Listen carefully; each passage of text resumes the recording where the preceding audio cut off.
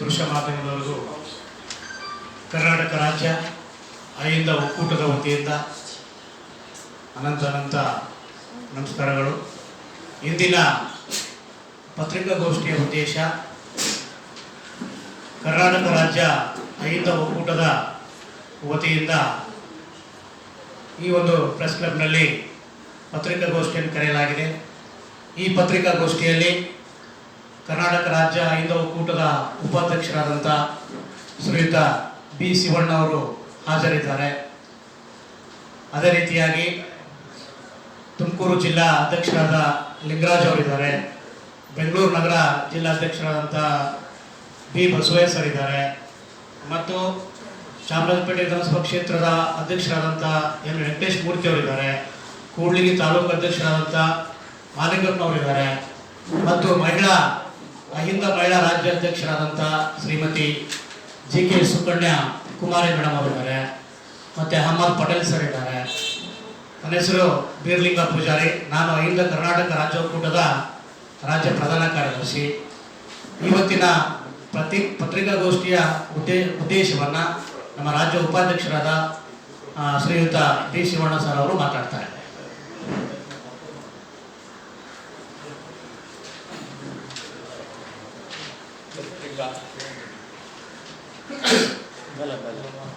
ಪತ್ರಿಕಾ ಮಾಧ್ಯಮ ಮಿತ್ರರೇ ಹಾಗೂ ದೃಶ್ಯ ಮಾಧ್ಯಮ ಮಿತ್ರರಿಗೆ ಅನಂತ ನಮಸ್ಕಾರಗಳು.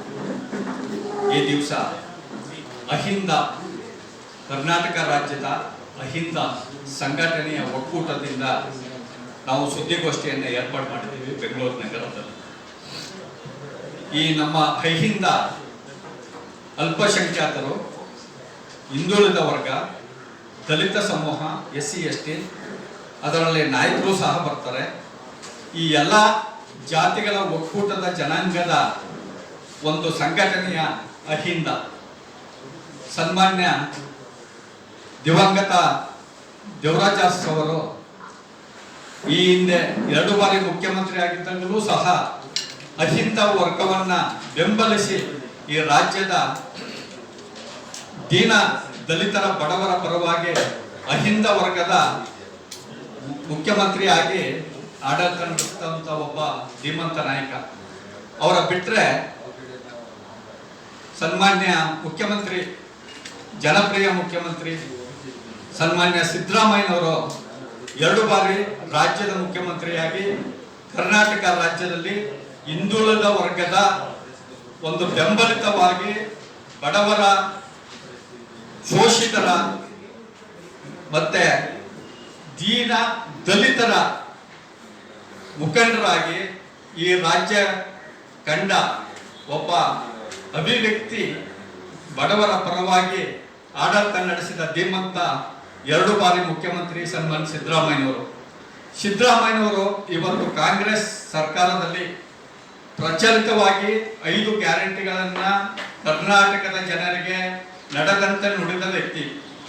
ಬಸವಣ್ಣನವರ ಹೇಳಿದಂತೆ ಸನ್ಮಾನ್ಯ ಶ್ರೀ ಸಿದ್ದರಾಮಯ್ಯನವರು ಈ ರಾಜ್ಯದಲ್ಲಿ 5 ಗ್ಯಾರಂಟಿಯನ್ನ ಪ್ರಚಲಿತವಾಗಿ ಪ್ರತಿಯೊಬ್ಬ ಬಡ ಕುಟುಂಬದವರೆಗೂ ಸಹ ಸಿಗುವಂತೆ ಮಾಡಿರುವ ಏಕೈಕ ಭಾರತ ದೇಶದ ಮುಖ್ಯಮಂತ್ರಿ ಸನ್ಮಾನ್ಯ ಶ್ರೀ ಸಿದ್ದರಾಮಯ್ಯನವರು.